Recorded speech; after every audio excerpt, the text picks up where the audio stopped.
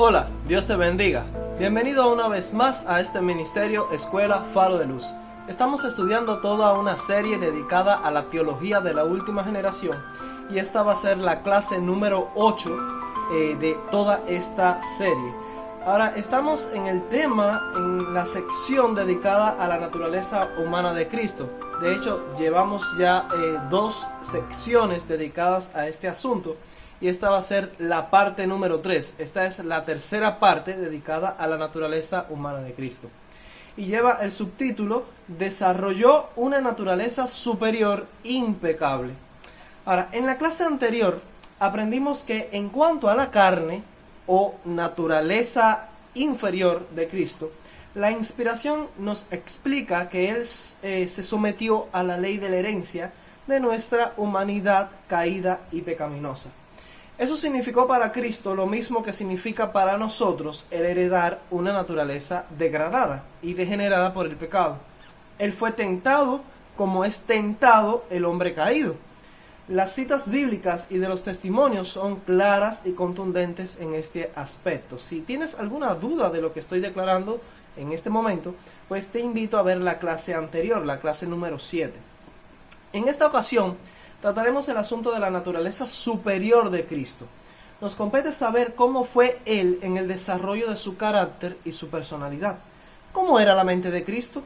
Ya sabemos que su carne se vio afectada por la ley de la herencia y entendemos lo que eso significa. ¿Afectó eso el desarrollo del carácter de Cristo? Algunos encuentran algunas aparentes contradicciones en las citas inspiradas. Mi deseo es que este material nos ayude a balancear y a armonizar todas las citas aparentemente contradictorias o confusas que aparecen en el espíritu de profecía. A continuación, compartiré algunas declaraciones que pueden ser para muchos motivo de confusión al estudiar este asunto de la naturaleza humana de Cristo. Las citas que van a aparecer allí en la pantalla, señaladas en rojo, son aquellas que parecen decir lo opuesto a todo lo que hemos aprendido en esta serie, al menos en el tema anterior. Mientras que las que están señaladas en azul, pues sostienen claramente la conclusión a la que hemos llegado en cuanto a la naturaleza humana de Cristo. A saber que Él, cuando vino a la tierra, tomó nuestra naturaleza caída y pecaminosa. Vamos a tratar el asunto de que si es caída o no caída.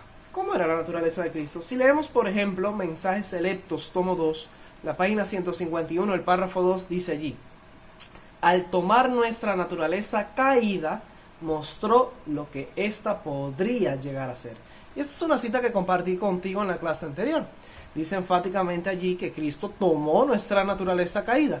Y al tomar esta naturaleza caída, pues demostró ante el universo lo que esa naturaleza caída podría llegar a ser. Y usted puede terminar de leer todo el contexto de la cita. Pero el punto es que se señala claramente ahí que Él tomó nuestra naturaleza caída. Sin embargo, presta atención a esta cita siguiente. Alza tus ojos, página 15, párrafo 3, dice lo siguiente: Cristo venció como hombre impecable, no caído, perfecto. Y muchos encuentran que esto parece decir todo lo contrario a lo que leímos anteriormente.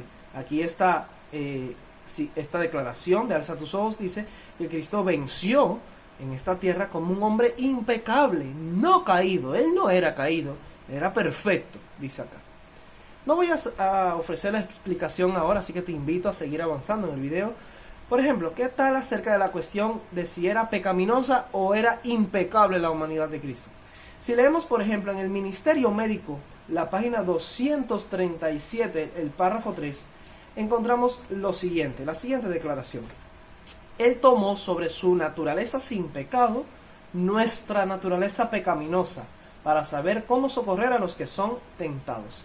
Y aquí leemos claramente que Cristo tomó nuestra naturaleza pecaminosa. Sobre su naturaleza divina sin pecado, Cristo llevó nuestra naturaleza pecaminosa, dice enfáticamente esta cita. Y lo hizo para saber precisamente cómo socorrernos, cómo socorrer a los que son tentados. Y esta es una cita clara. Sin embargo, en el libro Mensajes Selectos, tomo 1, la página 300, párrafo 1, se lee lo siguiente: no debemos tener dudas en cuanto a la perfección impecable de la naturaleza humana de Cristo. Y una vez más, algunos encuentran que estas citas pues son un poco contradictorias, porque mientras que la primera decía que Cristo tomó nuestra naturaleza pecaminosa, esta dice que no debemos tener duda alguna en cuanto a la perfección impecable de la naturaleza humana de Cristo. Entonces, ¿cuál es la postura correcta? La siguiente cita trata acerca del asunto de las pasiones. ¿Estaba Cristo con nuestras pasiones o no tenía nuestras pasiones? Por ejemplo, si leemos en la revista Señales de los Tiempos, 21 de noviembre de 1892, el párrafo 8 dice: aunque tenía toda la fuerza de la pasión de la humanidad, nunca se dio a la tentación de hacer algo que no fuera puro, elevador y ennoblecedor. Y esta cita es clara, dice que Cristo él poseía toda la fuerza de la pasión de la humanidad. En su naturaleza humana, él tenía toda la fuerza de la pasión de la humanidad. Pero no permitió nunca que eso le llevara al pecado. Él no cedió a eso. Nunca cedió a la tentación de hacer algo que fuera contrario a la ley de Dios. Por ejemplo, en la revista Señales de los Tiempos, esta es otra cita que también acompaña esta misma conclusión. Señales de los Tiempos, 9 de abril de 1896, párrafo 6 dice: Él bendijo a los niños que estaban poseídos de pasiones como las suyas.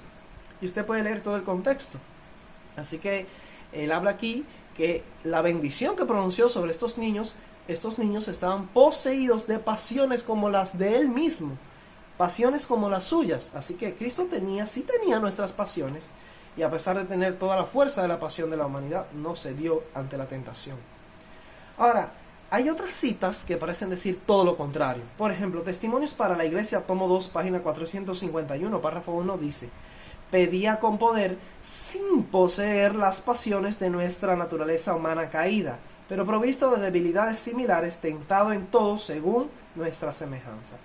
Así que él oraba como nosotros oramos, pedía con poder, pero dice que no poseía las pasiones de nuestra naturaleza humana caída.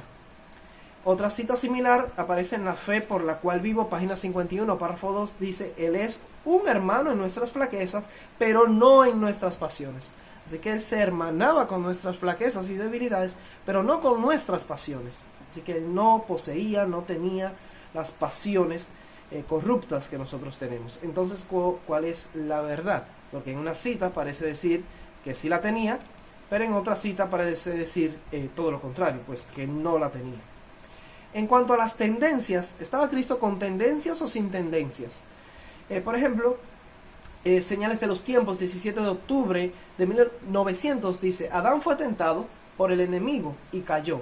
No fue el pecado que moraba en él lo que lo hizo ceder, porque Dios lo hizo puro, recto, a su propia imagen. Ahora, desde luego, esto está hablando de Adán, no de Cristo.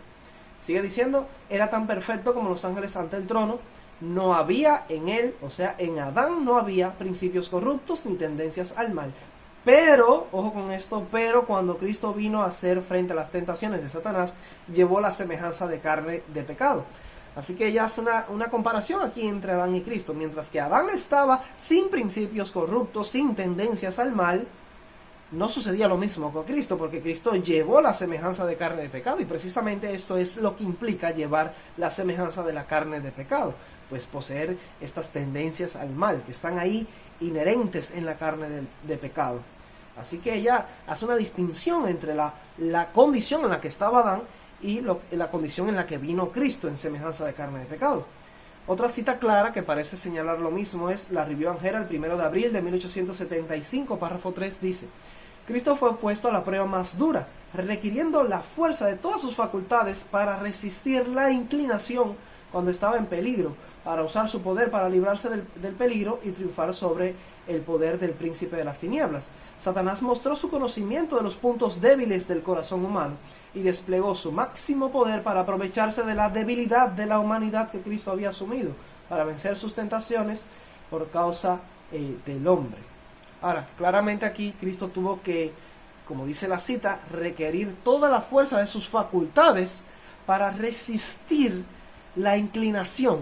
Así que esta inclinación, de no haber sido resistida, le habría llevado a pecar contra Dios, a valerse y aprovecharse de su poder divino para vencer sobre Satanás, algo que tenía Cristo en el plan de redención claramente prohibido. Cristo no debía usar o emplear su poder divino en su propio beneficio, pero sintió una fuerte inclinación a usarlo, y esto requirió toda la fuerza de sus facultades para resistir esta mala inclinación. Desde luego es una mala inclinación porque le habría llevado al pecado. Así que estas dos citas parecen decir que sí, que Cristo sí tuvo que hacer frente a inclinaciones y tendencias pues que lo incitaban al pecado. Sin embargo, en la carta 8 de 1895, una carta muy famosa que la hermana White le escribió al pastor Baker, se escribe Baker, dice lo siguiente: sea cuidadoso, extremadamente cuidadoso en cuanto a pensar en la naturaleza humana de Cristo. No lo ponga delante de la gente como un hombre propenso al pecado. Pudo haber pecado, podría haber caído, pero ni por un momento hubo en él una propensión al mal. Así que esta cita es clara, dice que no debemos presentar a Cristo, no podemos ponerlo delante de la gente como un hombre propenso al pecado. Dice que él podría haber pecado, podría haber caído, pero en ningún momento hubo en él una propensión hacia el mal. En la misma carta, un poco más adelante, dice: nunca, de ninguna manera deje la más mínima impresión en las mentes humanas de que una mancha o inclinación a la corrupción descansaba sobre Cristo. Esta cita parece decir que no había inclinación en él, ninguna inclinación hacia la corrupción no descansaba sobre Cristo, o que de alguna manera él se dio a la corrupción. Así que hay citas que parecen ser contradictorias. Ahora, es evidente que una lectura superficial podría llevar a la idea de que los testimonios se contradicen. Algunos han tomado la postura de que la hermana White se usa esta expresión, tenía la nariz de cera, que si tú la movías hacia acá, pues ella se quedaba en la dirección mirando hacia allá, pero si la movías de regreso hacia el lado contrario, pues la hermana White también podíamos hacerla mirar en cualquier dirección. Esto quiere decir que podríamos usar sus escritos para demostrar cualquier cosa, que ella es ambigua en este tema. Y yo creo que eso es una postura errada. Lamentablemente, esta ha sido la conclusión de no pocos adventistas han asumido sobre esta cuestión, llevándolos a dejar a un lado el espíritu de profecía. Otros han tomado la postura de que la hermana White pues cambió de opinión, que al principio pensaba de una forma pero luego pensó de otra, y de esa forma escogen en qué porción de sus escritos van a creer, mientras que rechazan las otras opciones o citas, otras porciones de la hermana White que no les agrada. Consideran que ciertas declaraciones son menos inspiradas y reflejan la mera opinión de Elena de White, mientras que otras declaraciones pasan a ser las favoritas por elección y las verdaderamente inspiradas. O sea, lo que muchos están haciendo es escoger con pinzas dentro del espíritu de profecía qué citas creer y cuáles no. Desde luego, el investigador avispado no puede tomar ninguna de estas posturas y tampoco escoger en qué citas creer y en cuáles no. Si realmente quieres llegar al fondo de la verdad, es necesario un estudio más profundo que revele la razón de esta aparente contradicción. Y los que han estado siguiendo esta serie de estudios hasta aquí, o sea, ya esta es la clase número 8, pues vas a tener la clave. Si pudiste apreciar y ver todas las clases anteriores, vas a tener la clave para resolver este dilema. Primero que nada, debemos recordar que el pecado no es un estado o una condición intrínseca en la naturaleza hereditaria, la naturaleza biológica. El pecado es una elección de la voluntad superior, y eso lo estudiamos en una clase anterior. En segundo lugar, es importante tener en cuenta los dos principios que operan, las dos fuerzas que operan en la naturaleza del hombre: la naturaleza inferior, que se refiere al cuerpo físico, y la naturaleza superior, que se refiere al carácter y la personalidad individual. Esta será la clave para armonizar estos escritos inspirados, y vamos a ver eso en breve. Como ya aprendimos en la clase anterior, la hermana White define la naturaleza biológica y hereditaria de Cristo en términos de caída y pecaminosa, y de eso hay muchas citas. Cristo en su herencia tomó nuestra naturaleza inferior contaminada y degradada por el pecado. Quiero compartir contigo una cita, por ejemplo, en el Instructor de la Juventud, 20 de diciembre de 1900, párrafo 7, leemos: piensa en la humillación de Cristo. Tomó sobre sí la naturaleza humana caída y sufriente, degradada y contaminada por el pecado. Ahora, esto solo puede ser verdad en la medida que lo apliquemos a la naturaleza inferior de Cristo, o sea, a su naturaleza física, a su carne, aquello sobre lo cual Él no tuvo ninguna responsabilidad moral y no trajo sobre Él ninguna mancha o culpa alguna. Esto no trae ni pecado ni culpabilidad al alma humana, de modo que no no contaminó en ningún ápice el desarrollo del carácter de Cristo, o sea, su personalidad, su mente se mantuvo libre de contaminación. Esta contaminación de la que se habla aquí debe ser física, en la carne. Por eso, cuando usted lee, por ejemplo, el deseado de todas las gentes, página 231, párrafo 2, dice que Jesús, al venir a morar en la humanidad, no se contamina. Mientras que una cita dice que Él tomó nuestra naturaleza humana caída, sufriente, degradada y contaminada por el pecado. La cita, por ejemplo, la del deseado, dice que cuando Cristo vino a morar en la humanidad, Él no se contaminó. ¿Cómo puede ser que hay una contaminación que sí tomó, pero hay otra contaminación que no llegó a Él? ¿Cómo pueden ser ambas citas, verdad?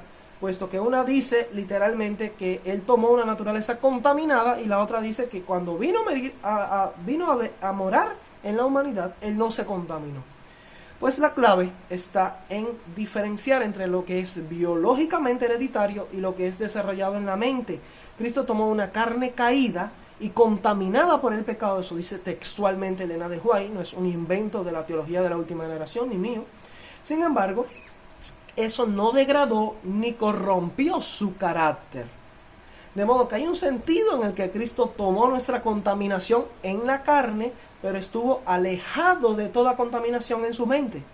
Y es debido a que lo heredado biológicamente no implica responsabilidad alguna, pero el desarrollo del carácter sí.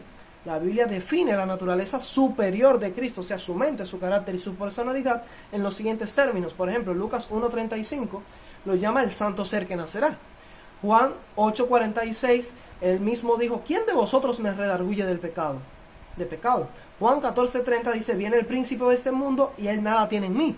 Segunda de Corintios 5:21 dice que él no conoció pecado. Hebreos 4:15 dice que él fue tentado en todo, según nuestra semejanza, pero sin pecado. Hebreos 7:26 dice que él era santo, inocente, sin mancha, apartado de los pecadores y hecho más sublime que los cielos. Hebreos 9:14 dice que se ofreció a sí mismo sin mancha a Dios. Y primera de Pedro 2:21 al 22 dice que él no hizo pecado ni se halló engaño en su boca de ningún tipo. Y por último, primera de Juan 3:5 dice que no hay pecado en él. De modo que la humanidad de Cristo también es definida en la Biblia como el santo ser. Cristo fue completamente impecable en su vida. Nadie podía redarguirle de pecado. No había nada en Jesús que respondiera a las sugerencias de Satanás. Cristo no conoció el pecado, aunque sí supo por experiencia de nuestras tentaciones, sin embargo se mantuvo sin pecado. Es definido como santo, inocente, sin mancha, apartado de los pecadores. Nunca hubo ningún tipo de engaño en su boca. Así describe la Biblia la humanidad de Jesús. Entonces, ahora, ¿cómo armoniza todo eso con la verdad de que Él fue hecho o heredó nuestra naturaleza caída y pecaminosa, o sea, en semejanza de carne de pecado? En realidad, la respuesta es más sencilla de lo que muchos piensan. Todas esas declaraciones bíblicas son verdaderas y en su contexto están hablando del carácter de Cristo, de modo que describen no su carne ni herencia, sino el desarrollo de sus facultades superiores. Estas citas inspiradas hablan de la mente, del carácter y la personalidad de Cristo, o sea, el hombre interior, como dice Pablo. Él fue completamente impecable en su carácter humano. Desarrolló una humanidad perfecta viviendo en la naturaleza caída y pecaminosa. Es así como ambas verdades del Evangelio y ambas declaraciones de Elena de White, las que van en la dirección que defienden que Cristo tuvo una naturaleza humana pecaminosa y las que van en una dirección que dice que Cristo mantuvo una naturaleza, una humanidad impecable, se complementan, armonizan.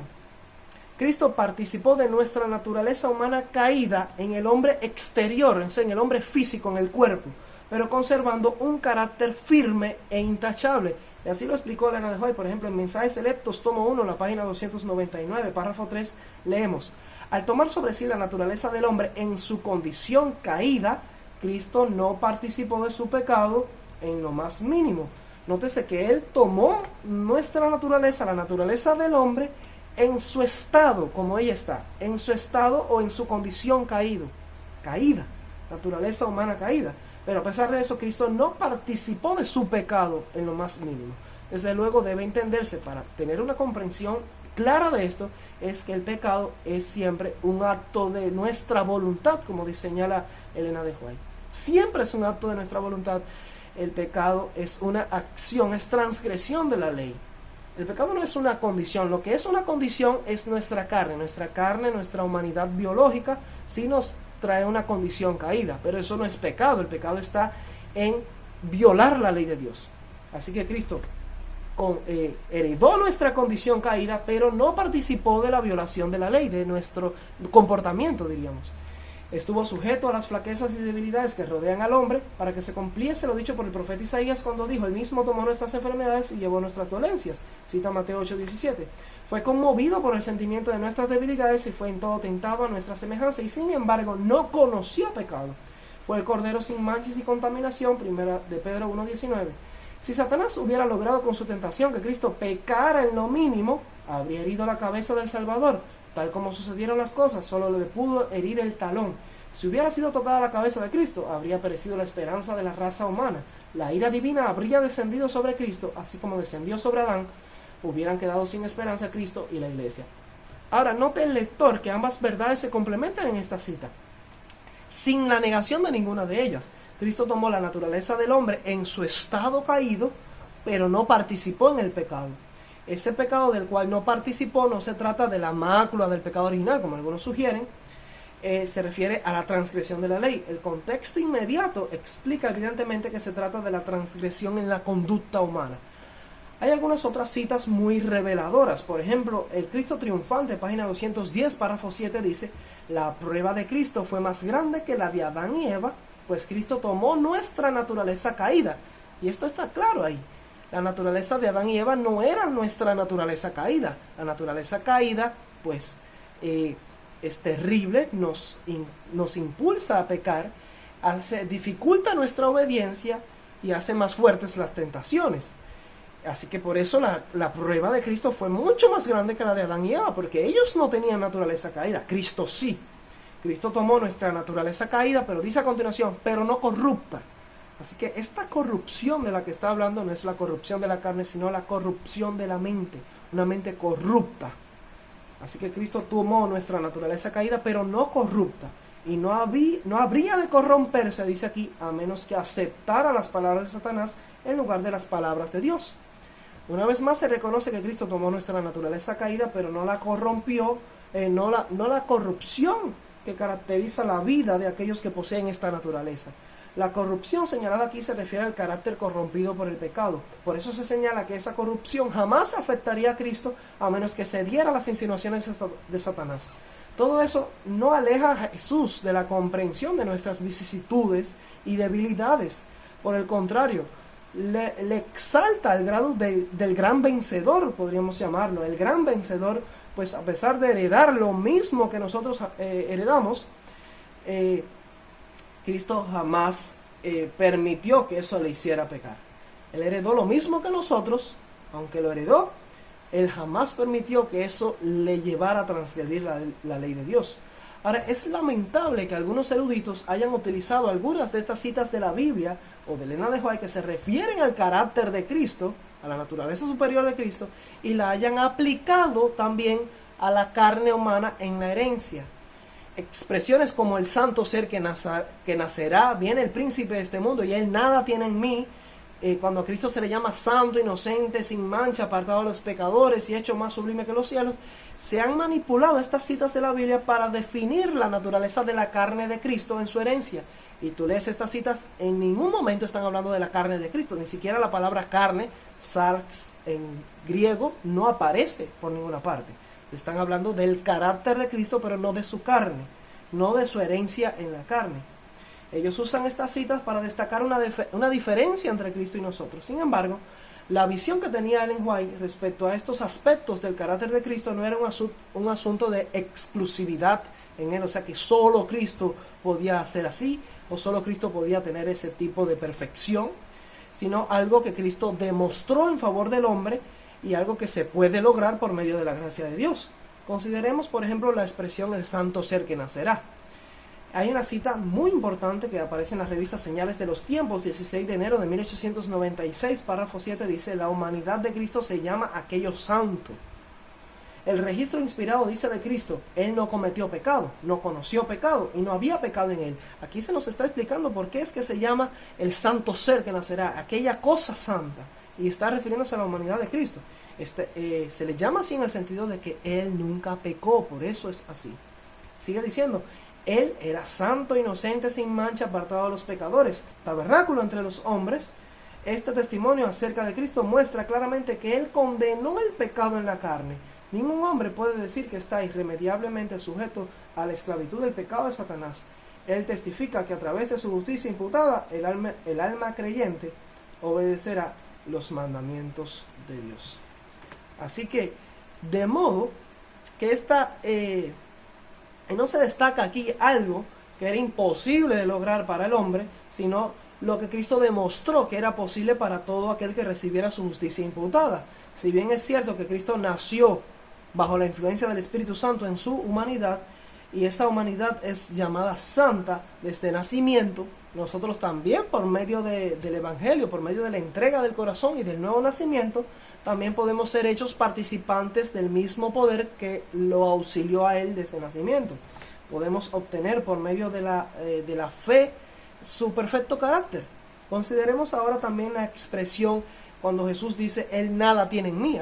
Muchos han usado esa declaración de Cristo: viene el príncipe de este mundo y Él nada tiene en mí, para señalar que la naturaleza humana de Cristo era distinta que la nuestra. ¿Ven? No había nada de pecado en Él. En nosotros sí, pero en Cristo no. Miren cómo explica eso Elena de White en la matutina Reflejemos a Jesús, 21 de octubre. La página 300, párrafo 6, dice lo siguiente: viene el príncipe de este mundo, dijo Jesús, y Él nada tiene en mí. Cita Juan 14:30. No había nada en Él que respondiera a los sofismas de Satanás. Él no consintió en pecar, ni siquiera en un pensamiento se dio a la tentación. Ahora, a continuación dice algo fuertísimo, dice: así puede ser en nuestro caso. Así que cuando Jesús dice: Él nada tiene en mí, refiriéndose a Satanás, Él nada tiene en mí, no está diciendo algo que solo Él podía lograr, sino algo que también puede ocurrir en nuestro caso, dice Elena de White. Así que esto no está señalando una diferencia entre la carne de Cristo y la nuestra, no está señalando una diferencia entre la naturaleza humana que Él tomó y la que nosotros tenemos, porque en nuestro caso también puede ser así. El conflicto de los siglos, página 607, párrafo 3, dice: Cristo declaró al hablar de sí mismo: viene el príncipe de este mundo, mas no tiene nada en mí. Una vez más cita Juan 14:30. Satanás no pudo encontrar nada en el Hijo de Dios que le permitiese ganar la victoria. Más adelante esta cita termina diciendo: esta es la condición en que deben encontrarse los que han de poder subsistir en el tiempo de angustia.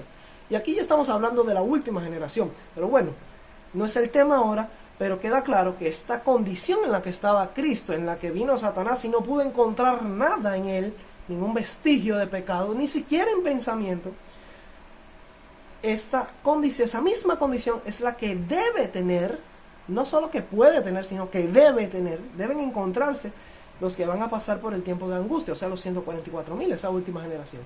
Así que la misma perfección que había en Cristo, la misma humanidad que Satanás lo revisó, le hizo una inspección y no pudo encontrar nada de pecado, ningún vestigio de pecado en Cristo. Esta es la condición que debe tener la última generación. Y dice, la cita anterior decía que así puede ser en nuestro caso. Ahora mismo podemos nosotros, por la gracia de Dios, alcanzar esa condición. Ahora, es muy injusto cuando los eruditos utilizan estas expresiones como evidencia de que Cristo fue distinto de nosotros en su naturaleza heredada y que no poseyó nuestra naturaleza pecaminosa porque Él dijo: viene el príncipe de este mundo y no tiene nada en mí.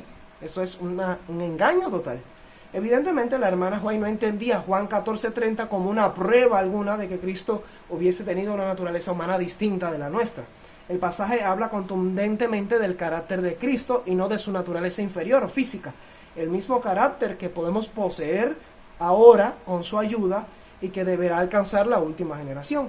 Consideremos ahora también la expresión santo, inocente, sin mancha, apartado de los pecadores y hecho más sublime que los cielos, que también muchos la aplican, tratando de señalar que Cristo era distinto de nosotros, que su naturaleza era diferente. ¿Habla esa declaración de la naturaleza inferior de Cristo? Desde luego que no, está hablando de su carácter. Note, por ejemplo, un libro que aparece solo en inglés, se titula Trabajadores del Evangelio, la página 445, párrafo 2, dice: toda alma que obtenga la vida eterna debe ser como Cristo, santo, inocente, sin mancha, apartado de los pecadores. Así que ella está citando aquí Hebreos 7:26, pero ya no está aplicándolo a Cristo, aunque en el contexto se aplica a Cristo, sino que se le está aplicando a todos aquellos que van a entrar al reino de los cielos. A toda alma que obtenga la vida eterna tiene que alcanzar también esa condición, ese estado. Tiene que ser como Cristo en el sentido de ser santo, inocente, sin mancha y apartado de los pecadores. Si eso se refiriera en un sentido especial a la naturaleza humana que Cristo heredó y que yo nunca voy a poder tener, entonces sería imposible que la hermana White aplicara esta descripción a la condición que debemos tener nosotros para alcanzar la vida eterna. Evidentemente esto debe estar hablando de algo que se puede lograr por la gracia de Dios en nuestro carácter. No está hablando de la biología humana, de la carne hereditaria o genética. No está hablando ni de la de Cristo ni de la nuestra. Está hablando del carácter intachable que tuvo Cristo y que nos promete que podemos alcanzar. La expresión de Hebreos 7:26 sobre Cristo tampoco tiene como objetivo definir en lo absoluto la naturaleza de la carne que Cristo tomó sobre sí, sino que nos habla del tipo de carácter que Él desarrolló en las facultades superiores. Una vez más se demuestra una total ignorancia cuando algunos eruditos utilizan ese texto para definir la carne de Cristo o su naturaleza humana en la herencia. Ahora, pese a las claras evidencias, algunos continúan manipulando la información y siguen citando estos textos para señalar que Cristo es diferente de nosotros y que nosotros no podemos lograr lo que Él logró, esa perfección en la naturaleza humana. Ahora, de esta forma llegamos a la conclusión de que ninguno de estos textos bíblicos que hablan de la vida impecable de Cristo tiene como objetivo señalar algo que esté fuera de nuestro alcance. Estos pasajes no hablan de la naturaleza inferior de Cristo, sino de su naturaleza superior, del carácter que Él desarrolló. De modo que estas citas reflejan la verdad del carácter perfecto e inmaculado de nuestro Salvador. Ahora consideremos algunas citas con las que empezamos. Por ejemplo, yo leí una de Alza tus ojos, página 15, párrafo 3, que dice que Cristo venció como hombre impecable, no caído, perfecto. ¿Recuerdan esta cita? Esta declaración no niega en lo absoluto que Cristo haya participado de nuestra naturaleza caída en la herencia biológica, sino que habla de su comportamiento, su conducta en su experiencia humana. Él mantuvo un carácter santo, impecable, no caído y perfecto. Eso habla de su carácter, de sus facultades superiores. No hubo ninguna caída nunca en el comportamiento de Cristo. Él no cayó en el pecado. De modo que en sus facultades superiores Cristo fue no caído, porque Él no pecó. Pero en la naturaleza inferior, o sea, en la carne, en la naturaleza física, se nos dice que al tomar nuestra naturaleza caída, mostró lo que ésta podría llegar a ser. Así que Cristo tomó la debilidad de la carne, nuestra propia carne, y demostró que se puede tener una conducta, un carácter no caído, a pesar de tener una naturaleza caída. Por ejemplo, en Mensajes Selectos tomo 1, que esta es otra cita que sale a relucir, Mensajes Selectos tomo 1, página 300, párrafo 1, leímos allí que no debemos tener duda alguna en cuanto a la perfección impecable de la naturaleza humana de Cristo. Y algunos utilizan esta cita y dicen, ¿ves? La naturaleza humana de Cristo era perfectamente impecable. No era pecaminosa, como algunos dicen. Pero no podemos echar a pelear las citas inspiradas, las citas del espíritu de profecía. Algo similar sucede con otras doctrinas en el mundo protestante y echan a pelear la Biblia contra Biblia, y algunos en el adventismo echan a pelear a Elena de White contra Elena de White. No, estas citas hay que creerlas todas y armonizarlas. Sí, la humanidad de Cristo fue perfectamente impecable en su carácter. Esta declaración ha llevado a muchos a concluir que la naturaleza de Cristo durante la encarnación, o sea en la carne, fue perfectamente impecable como la de Adán antes de la caída. Pero eso es un error, un craso error. Al leer toda la cita en su contexto, vemos que está hablando del carácter de Cristo, y lo voy a demostrar en breve. No está hablando de la naturaleza hereditaria. Dice, por ejemplo, más adelante continúa diciendo, este santo sustituto puede salvar hasta lo último, pues presentó ante el expectante universo una humildad perfecta y completa en su carácter humano. ¿Dónde fue que lo presentó? Una humildad perfecta y completa en su carácter humano. El carácter está aquí en las facultades superiores. No lo presentó en la carne hereditaria, sino en su carácter humano. Y una perfecta obediencia a todos los requerimientos de Dios. Es en ese sentido que Cristo, que no debemos tener dudas en cuanto a la perfección impecable de la naturaleza humana de Cristo. Es que la palabra naturaleza de hecho es bastante ambigua. Se puede referir a la naturaleza superior o a la naturaleza inferior. Ya lo hemos demostrado en clases anteriores. Y con naturaleza superior se refiere al carácter. Con naturaleza inferior se refiere a la carne física. Vemos claramente aquí que el propósito de la autora no era definir el tipo de carne de la que Cristo fue participante. Cuando ella habla del tipo de carne dice que era pecaminosa. Pero cuando habla del carácter dice que era impecable. Por eso ambos puntos son verdad. Cristo participó de nuestra naturaleza pecaminosa en la herencia biológica, pero tuvo una naturaleza humana perfectamente impecable en sus facultades superiores. Hay otra declaración muy interesante que viene al caso, aparece en la matutina A fin de conocerle, página 36, párrafo 3, dice: ojalá comprendiéramos el significado de las palabras Cristo padeció siendo tentado. Al paso que estaba libre de la mancha del pecado, la refinada sensibilidad de su santa naturaleza, al ponerse en contacto con el mal, le hizo sufrir de una manera inenarrable. Esta es otra cita que se ha utilizado para confundir el asunto de la naturaleza humana de Cristo. Dicen que su naturaleza era santa, y desde luego que sí lo era. Su santa naturaleza, dice esta cita. Pero, ¿a qué se está refiriendo? ¿A la carne, a lo que heredó, o a su comportamiento, a su conducta, a su carácter, a sus hábitos? Se refiere a su carácter. Leemos aquí sobre la naturaleza santa o la santa naturaleza de Cristo. Una vez más la autora está hablando de la sensibilidad del carácter intachable de Cristo. Su perfecta impecabilidad de mente le hacía sensible ante el mal, lo cual le ocasionaba sufrimientos indescriptibles. En otro escrito la autora explica que su naturaleza rehuía del mal. Y eso está hablando de su carácter. Tenía un carácter tan intransigente que dice que cuando el mal se presentaba, él rehuía, rechazaba el mal. Pero esto sucedía precisamente porque él no pecó nunca. Y como no pecó, no sentía ningún tipo de atracción o apego o propensión por el pecado en su carácter. Testimonios para la Iglesia, ahí donde está esa cita, Testimonios para la Iglesia, tomamos página 182, párrafo 2, dice: como no pecó, nótese que es por el hecho de que él no pecó. Como no pecó, su naturaleza rehuía el mal. Esto está hablando de su carácter. Aunque usa la palabra naturaleza, está hablando de la naturaleza superior. Su naturaleza rehuía del mal. Soportó luchas y torturas del alma en un mundo de pecado. Ahora, el carácter de Cristo repelía el pecado. Lo odiaba con un odio perfecto. Sus facultades superiores se mantuvieron en perfecta impecabilidad. Era completamente inmaculado. Debe tenerse en cuenta que no sucedía lo mismo con las facultades inferiores de la naturaleza humana que Cristo heredó. En las facultades superiores había una naturaleza caída y pecaminosa. Se podría decir que Cristo crucificó la carne con sus pasiones y deseos, lo mismo que se solicita de nosotros. Su mente era la que debía permanecer intachable para ser el sustituto perfecto y el sacrificio expiatorio que la ley exigía. Tal vez la siguiente cita, esta cita que voy a leer a continuación, es una bomba y es muy reveladora en este asunto. Aparece en Mensajes Selectos, tomo 1, la página 297, párrafo 3, dice: la enemistad puesta entre la simiente de la serpiente y la simiente de la mujer era sobrenatural.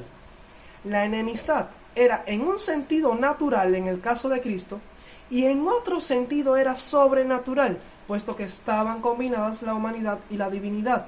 Y nunca esa enemistad llegó hasta un grado tan notable como cuando Cristo se convirtió en habitante de esta tierra. Nunca antes había habido un ser en la tierra que aborreciera el pecado con un odio tan perfecto como el de Cristo. Wow, esta cita es maravillosa y nos está hablando del carácter de Cristo. Él odiaba el pecado y lo aborrecía con un odio tan perfecto como nunca antes se demostró en la historia de la humanidad. Y eso se va a volver a repetir en la última generación.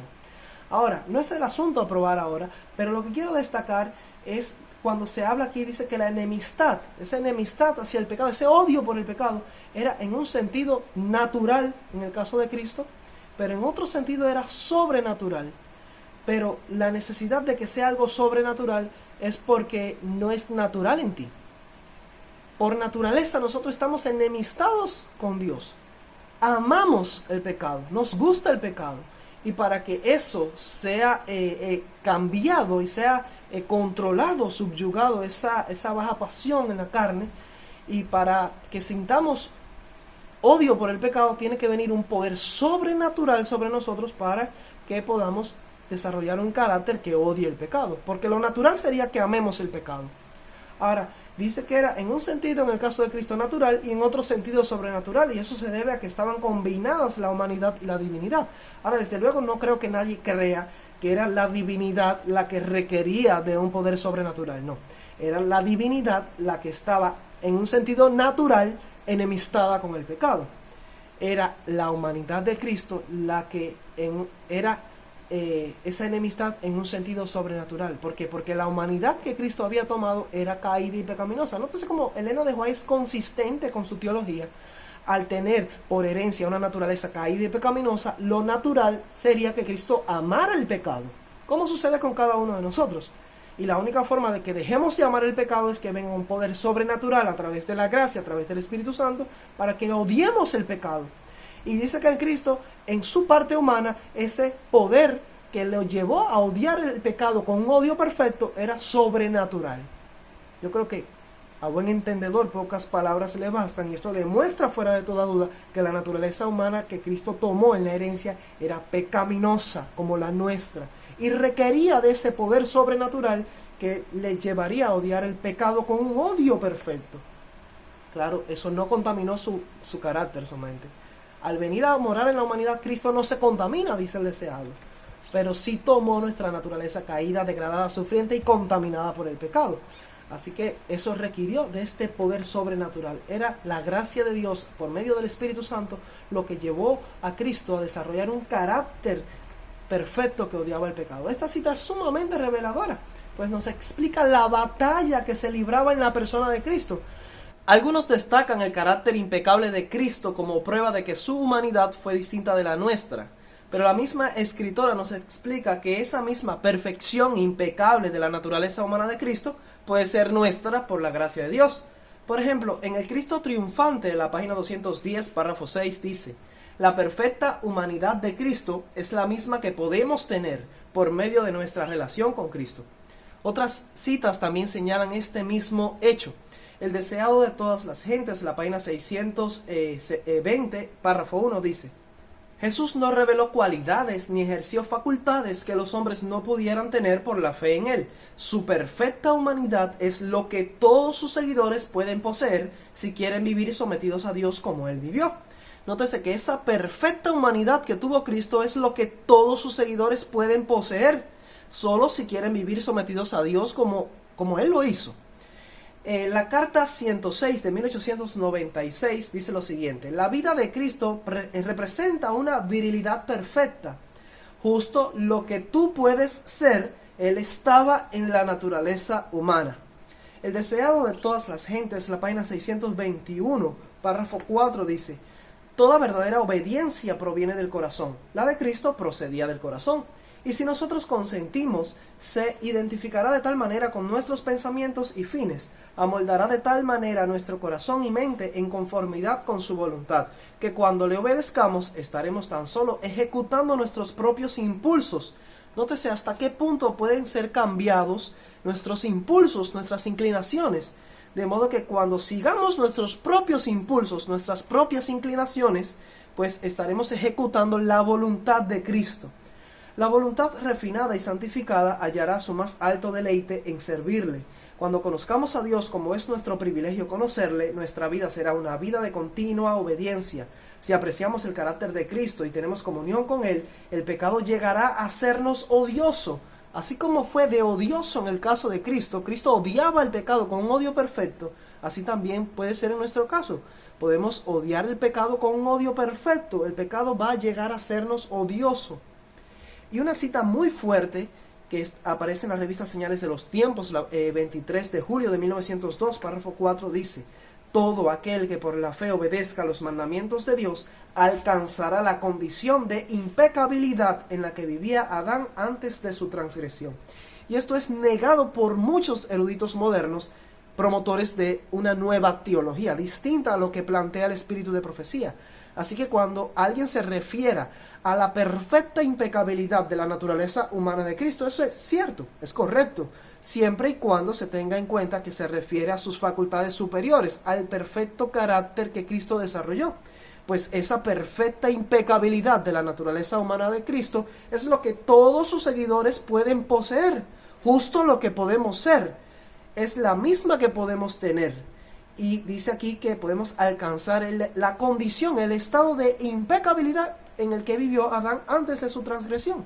Desde luego, estas declaraciones que señalan que podemos tener la misma perfección impecable de la naturaleza humana de Cristo, nunca van a ser leídas por los promotores de la nueva teología, porque evidentemente la postura de Ellen White sobre la perfecta impecabilidad de Cristo no era algo que destacara alguna diferencia entre él y nosotros, sino lo que nosotros, por medio de la gracia de Dios, también podemos alcanzar y lograr.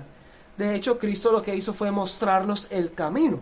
Al tomar nuestra naturaleza caída, dice una cita, mostró lo que ésta podría llegar a ser.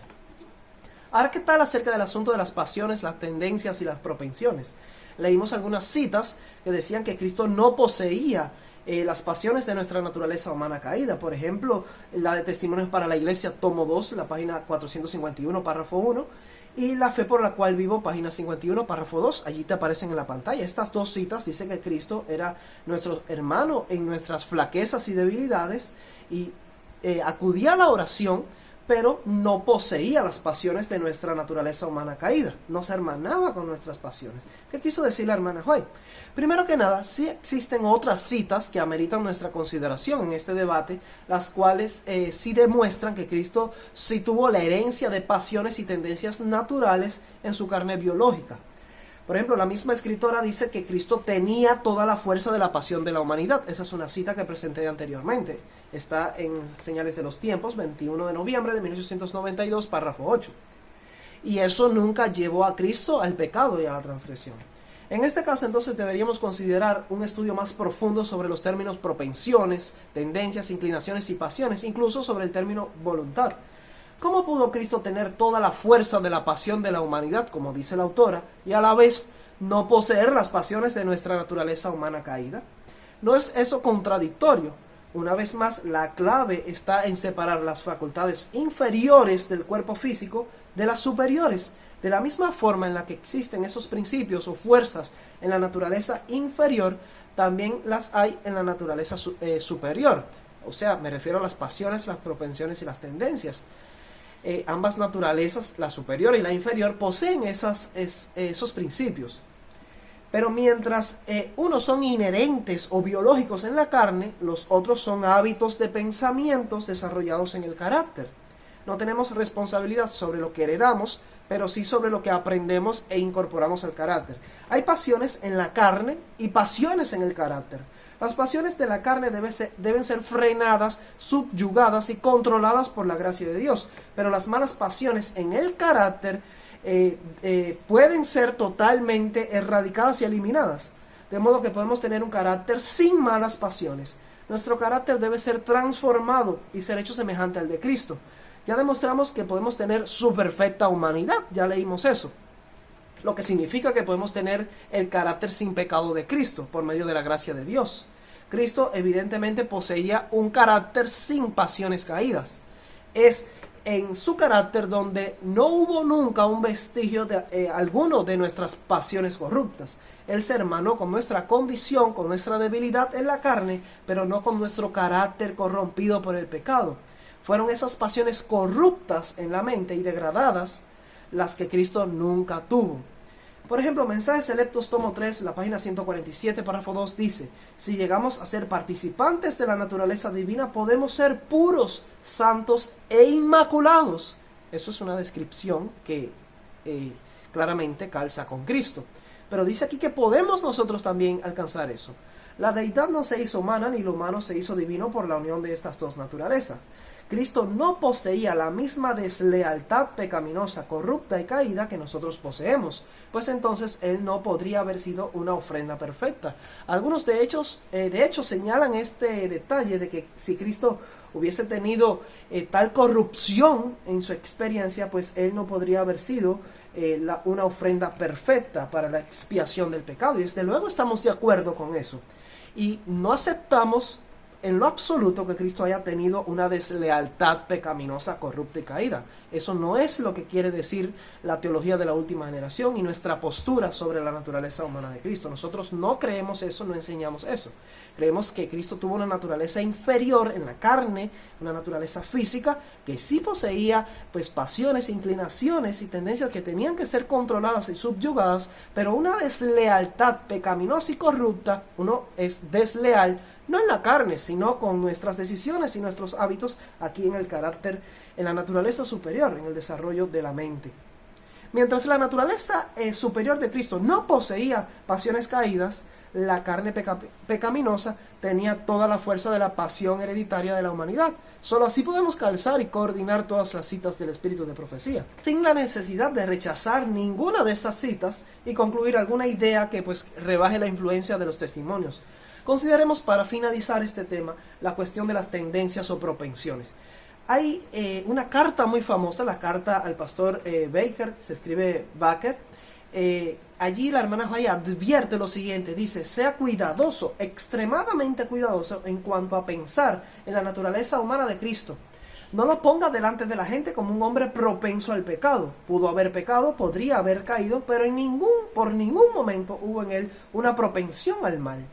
Nunca, de ninguna manera, deje la más mínima impresión en las mentes humanas de que una mancha o inclinación a la corrupción descansaba sobre Cristo, o que de alguna manera se dio a la corrupción. Ahora, cuando leemos todo el contexto de la carta al pastor Baker, entendemos cuál era el verdadero sentido de la advertencia de Ellen White. La palabra propensión puede tener distintos significados según el contexto. Puede referirse a una inclinación, una pasión inherente en la carne, y también puede hablar de un hábito de conducta desarrollado en el carácter. Es una inclinación, una tendencia de carácter, una propensión de hábito en el carácter. Ahora, mientras Cristo tuvo por herencia lo primero, o sea, un deseo, en el deseo de la carne, lo segundo fue ajeno a su experiencia. O sea, Cristo no tuvo ningún hábito, ninguna tendencia de hábito o propensión de carácter en su naturaleza superior. No, él no tuvo eso. Desde luego, nunca deberíamos presentar a Cristo como un hombre con hábitos pecaminosos o propensiones desarrolladas por la práctica del pecado. Es eso lo que la hermana White nos está prohibiendo en esta carta. Que haya tenido alguna mancha o inclinación a la corrupción en sus pensamientos. Desde luego que no. O que de alguna manera, como dice la cita, haya cedido a la corrupción. Nótese como ella señala que está hablando de algo que se obtiene cuando uno cede a la corrupción. Cuando uno se somete, le da permiso a la corrupción para que te contamine. Eso es lo que la hermana White trata de prohibir, de corregir en la postura de este pastor. Por eso ella escribió esta carta. No debemos presentar a Cristo como alguien que cedió a la corrupción. Y eso nadie en la teología de la última generación lo cree. Pues todo eso implicaría que Cristo pues pecó en alguna ocasión. La clave está en distinguir entre lo que Cristo heredó biológicamente en la carne y lo que incorporó a su carácter. Es el carácter de Cristo lo que podemos tener y desarrollar. La mayoría de los eruditos que emplean esta carta a Baker para señalar alguna diferencia entre la naturaleza humana de Cristo y la nuestra, no te dicen que también nosotros podemos tener, por medio de la gracia de Dios, desarrollar un carácter sin propensiones y sin tendencias al pecado, igual que Cristo. Nuestro carácter puede alcanzar el estado en el que podemos estar completamente libres de toda mala tendencia o mala propensión, al igual que Cristo. Estas citas, por ejemplo, no te la leen. Review and Herald, 24 de abril de 1900, párrafo 6 y párrafo 7 dice: debemos comprender que al creer en Él tenemos el privilegio de ser participantes de la naturaleza divina y así escapar de la corrupción que hay en el mundo a causa de la lujuria. Entonces somos limpiados de todo pecado y de todos los defectos de carácter. Nótese que está hablando del carácter. No tenemos por qué retener ni una sola propensión pecaminosa. Más adelante continúa diciendo: al participar de la naturaleza divina, las tendencias hereditarias y cultivadas al mal se eliminan del carácter y nos convertimos en una fuerza viva para el bien. Al aprender siempre del Divino Maestro, participando diariamente de su naturaleza, cooperamos con Dios para vencer las tentaciones de Satanás. Dios obra y el hombre obra para que el hombre sea uno con Cristo y con Cristo es uno con Dios, como Cristo es uno con Dios. Así que esta cita es clara, no necesitamos retener en nosotros, en nuestro carácter, ni una sola propensión pecaminosa. Y si nosotros podemos eliminar del carácter todo tipo de tendencia, ya sea heredada o cultivada, ya sea que heredamos el deseo en la carne y eso se convirtió en un hábito, el hábito de complacer esos deseos, o de alguna forma aprendimos o desarrollamos otro gusto por el pecado, como lo es por el alcohol, por el tabaco o por otro tipo de vicios, y lo incorporamos a nuestro carácter, toda esa mala propensión puede ser eliminada completamente. Y podemos tener un carácter que no cede bajo ninguna circunstancia a la tendencia al pecar. Y si eso puede ser logrado en nosotros, como mismo se logró en Cristo, ¿por qué se usa la experiencia de Cristo para señalar que la naturaleza de Él, en la herencia, en la carne, era distinta que la nuestra, cuando nosotros también podemos estar sin tendencias al pecado? Otra cita, Dios nos cuida, página 82, párrafo 3, dice: nadie puede ser omnipotente, pero todos pueden limpiarse de la impiedad de la carne y del espíritu, perfeccionando la santidad en el temor del Señor. Dios requiere que cada alma sea pura y santa. Tenemos tendencias hereditarias hacia el mal. No necesitamos continuar con ellas a cuestas. Es una debilidad humana abrigar el egoísmo, porque es un rasgo natural del carácter. Pero a menos que desechemos todo egoísmo, a menos que crucificamos el yo, jamás llegaremos a ser santos como Dios es santo. Así que no necesitamos continuar a cuestas con estas tendencias. Podemos eliminarlas por completo de nuestra vida. A manera de conclusión de todo este estudio, encontramos evidencias claras que demuestran que en cuanto a la naturaleza inferior, o sea, la física, Cristo recibió nuestra misma herencia pecaminosa. Eso significó para Él lo mismo que significa para cada uno de nosotros. Su carne era como nuestra carne, pero Cristo nunca pecó, nunca cedió a toda la fuerza de la pasión de la humanidad que Él tenía. Por lo tanto, no desarrolló ningún hábito o propensión pecaminosa en el carácter.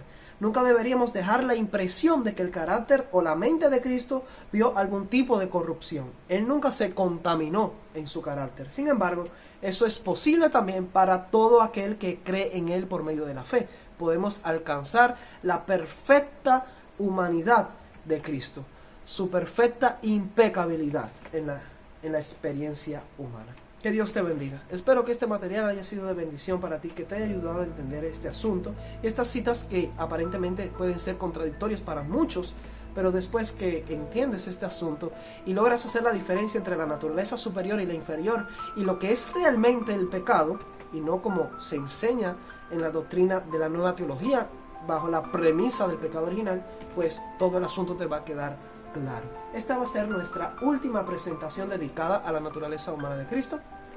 Espero que haya sido de beneficio para ti. Ayúdame a compartirla para que otras personas puedan entender también este tema. Y te invito a no perderte las próximas clases. Vamos a empezar a hablar sobre la justificación por la fe. Es un tema que depende mucho de la comprensión que tengamos de las clases anteriormente presentadas. La cuestión del pecado, la naturaleza del hombre, la naturaleza humana de Cristo. Y todo eso ha colocado un cimiento, una base para poder entender el tema de la justificación por la fe. Dios te bendiga. Maranata.